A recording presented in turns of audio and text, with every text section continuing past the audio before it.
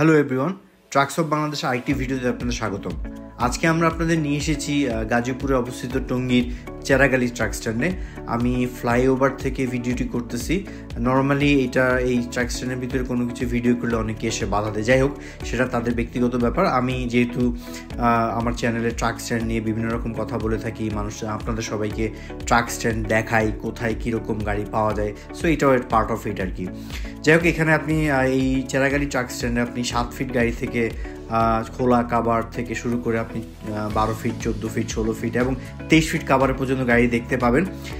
But এখান থেকে সামনে যে লোকগুলো দেখছেন এরা সবাই ট্রাকের সাথে সম্পৃক্ত। তারা এখান থেকে কাস্টমারদেরকে এই স্ট্যান্ড থেকে গাড়ি সার্ভ করে থাকে।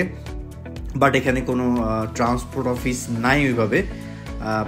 বাট এখানে আপনি একটা ট্রাক ঠিক করার জন্য যাবতীয় জিনিসপত্র সবই পাবেন। ডেন্টিং পেন্টিং থেকে শুরু করে ফুয়েল পাম্পের কাজ, গ্যারেজ মিস্ত্রি যারা ইঞ্জিন ঠিক করে, সবই আপনারা পাবেন এখানে।